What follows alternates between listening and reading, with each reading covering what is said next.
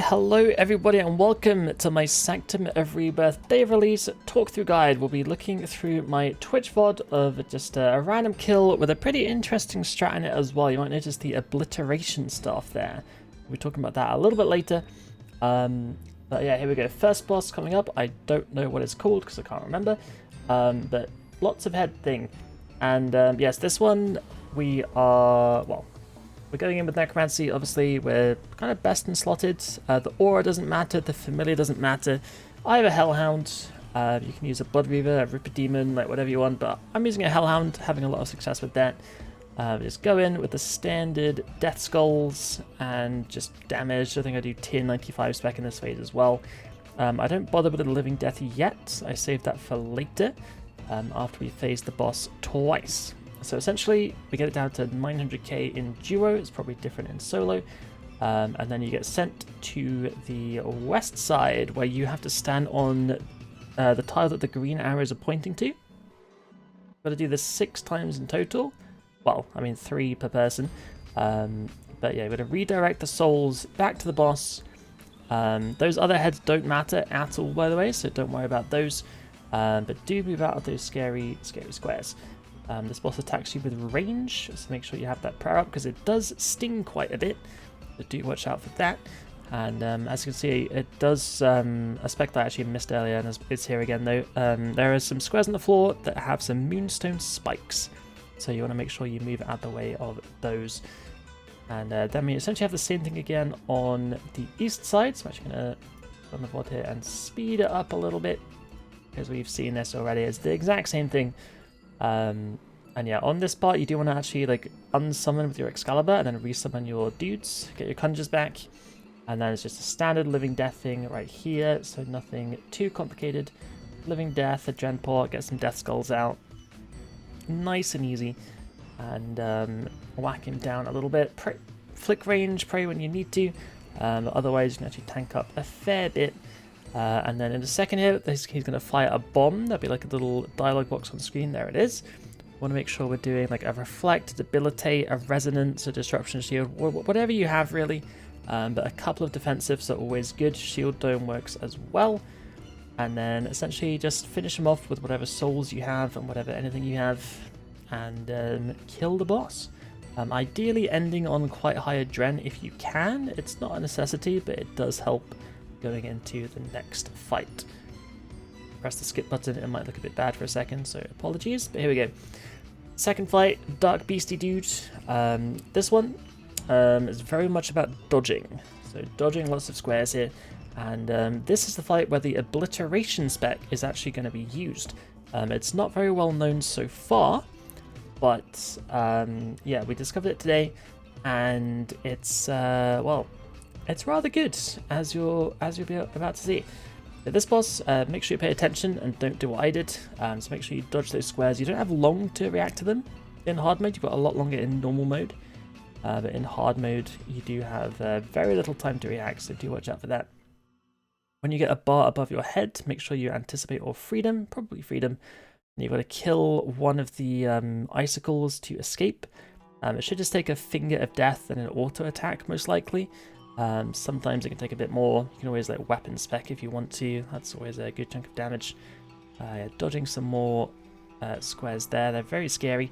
You can use surges and dives. And one cool thing about this, I actually don't know if it works on this boss, but it definitely works on the last boss, is if you successfully dive to dodge an exploding square, you actually get your bladed dive back.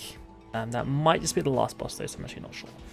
But here, this is the pillar phase, so when you phase the boss, normally these pillars will heal him a lot, but I used the obliteration spec on him, which actually cancels all of his healing. You can see in the chat as well, it says Kezalam the Wanderer has been affected by Devour. Their healing has been reduced. So it's a really good spec to use. I think it's 50% spec cost, but it completely negates the healing as long as you can kill the pillar fast enough afterwards. So instead of the boss healing like 150k there, like it just healed, I think it healed like what, 18k, maybe 36, I'm not sure. But like it's really not a lot. So I would highly recommend getting an obliteration for this guy. It's very good and will save you a lot of time. Alternatively, you can just focus down the pillar and have him heal a bit more. That's absolutely fine too, and might be more consistent for some people, but yeah, it really depends on the type of player that you are.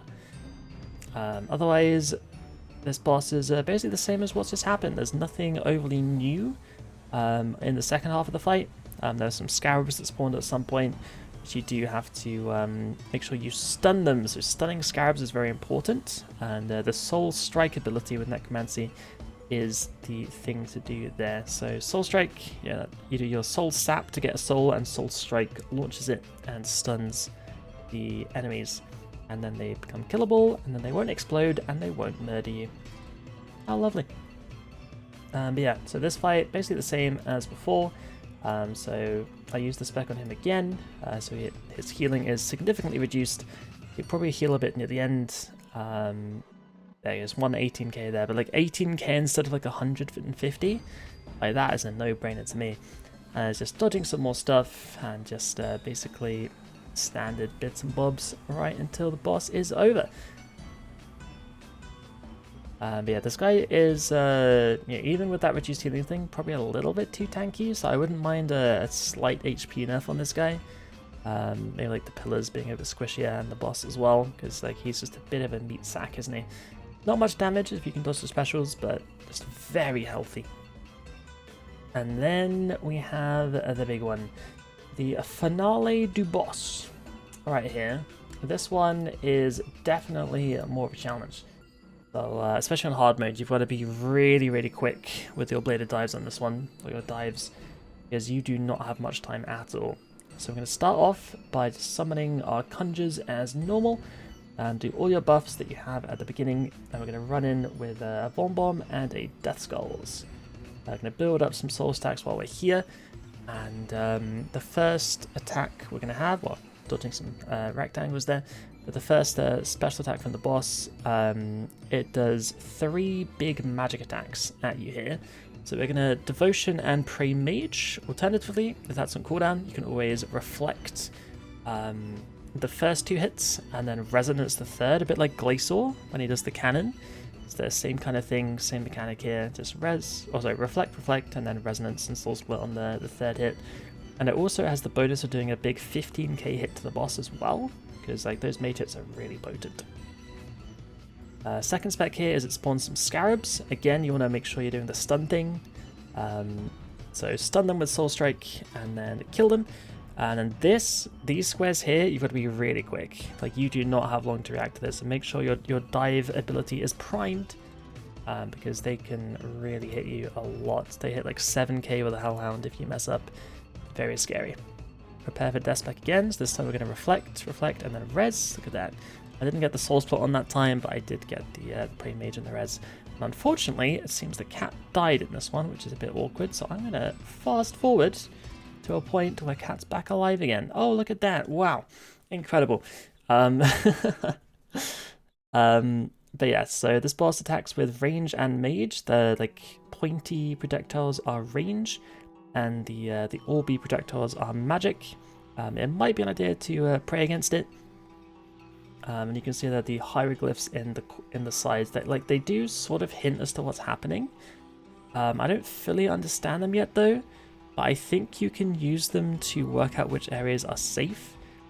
Not 100% sure how it works, but yeah. Either way, we're dodging around the squares. Dive does reset its cooldown if you successfully dive and dodge the explosion. So do get your dives primed and ready, because you've got to be really quick. Like you literally have 1 tick. If you take longer than 1 tick, like you are dead. Well, not dead, but you're getting hurt. And here we've got the wave attack, which is really cool. Remember, you don't have to dodge instantly, just when the wave is getting to you, and the hitboxes are really precise and lovely. Like they've done such a good job on the hitboxes. It's so good. And yeah, we'll whiz through here, and then when the phasing arrow happens at the top there, what's going to happen is we're going to have some puppies. That's right, a whole litter of puppies, which can sometimes spawn at the same time as these scarabs, which is very annoying, but do focus the scarabs. Those are the scary ones. The puppies are not so bad. So these things, make sure you chuck on a death mark on them, because they are quite healthy, and having the execute is quite nice. All the while you've got to be dodging in and out of these blue swishes that come along. So make sure you've got that down. And then yeah, we're going to be death marking the puppies and just trying to do damage basically. Here I was in a living death and a dread pot, and we're just trying to do damage here. You don't have to living death or dread pot here. It will take a bit longer if you don't have it though, is the only bad thing. But yeah, use a bit of food here if you need to, that's absolutely fine. Nothing wrong with that, but yeah, just focus on dodging. Dodging is the most important part. And as you can see, the puppies did heal there. I'm not entirely sure what makes them heal. It might be you just like not being in range of them. I'm not entirely convinced. But you know, they heal sometimes. It's a bit annoying. People will probably find out how to stop it properly soon. But as of right now, I'm just hoping it doesn't happen and just trying to kill them. And now this part. So after the puppies die, you get dragged into the realm. And as you can see at the top there by the big face, there are two pictures. I've got a beetle there and a guy sitting down.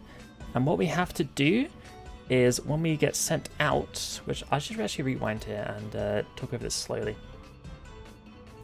So let me do that real quick. So you get in, you have to surge up and click on these pink smoky things. When you click on those pink smoky things, they will spawn two monsters. And a good way to deal with these is either with Threads of Fate, or you can also use the Scythe as well. So what we found is a good strat is if we just stand in the same place and then we each use a couple of scythes, generally everything kind of dies in the AoE, which is quite nice.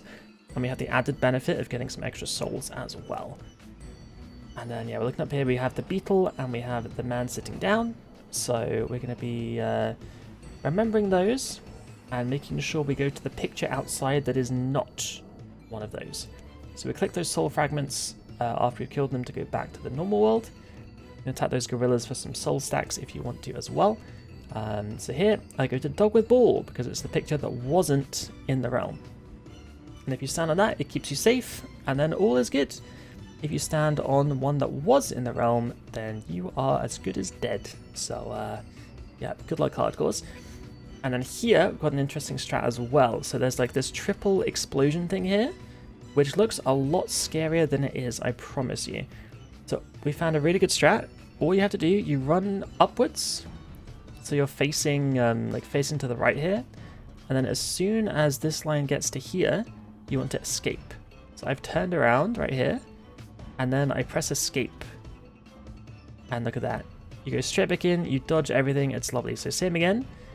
We run to the back, press escape, and we've dodged it. Like, it takes a little bit to get down, but once you've got it, it is so free. Like, essentially you want to like run past that second barrier line, because then that gives you the biggest leeway possible to not get hit. Gives you a multiple tick window instead of a one tick window to dodge. It's really useful. Let's just rewind. I'll show you guys that again. There will be more of those specs, but yeah, it's just super satisfying to do. Super satisfying. And once you get it, you just feel like a god. Like these mechanics are so good. But yeah, all the while here, you're just trying to do as much damage as you possibly can, because it's very hard to get damage done in this phase because of this, all these squares. So you probably want to have Bladed Dive primed, or Dive primed a lot during this, especially for those for these square attacks, because like you literally have one tick to react, otherwise you get hurt a lot.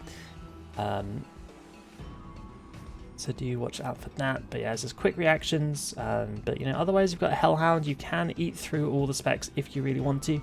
Like, it does work. It's just a lot of food, of course, but it is possible. You can just sit there and tank it if you really want to with a Hellhound.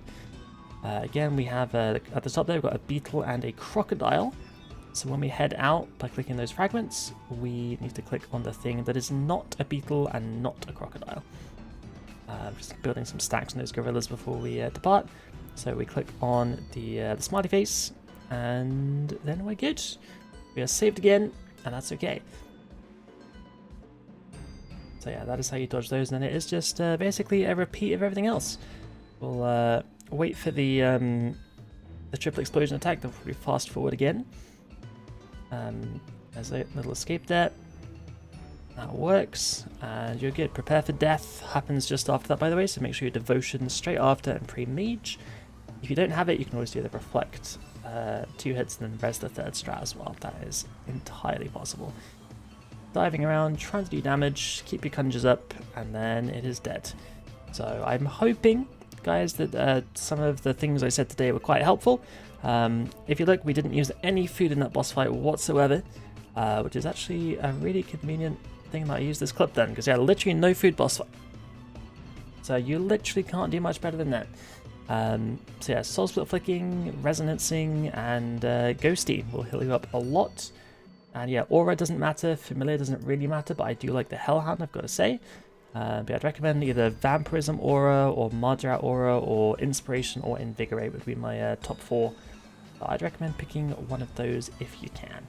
But yeah, that'll be it, guys. Thank you so much for watching. We'll be doing Sanctum for quite a while over on the live stream, so do come along, twitch.tv/Wazzy. And I hope you learned a thing or two from this video, because yeah, the Sanctum is a lot of fun, and they've done a really good job on it. It's so satisfying when you do it right. It's so good. But yeah, thank you guys, and I will see you again real soon. Hope you enjoyed.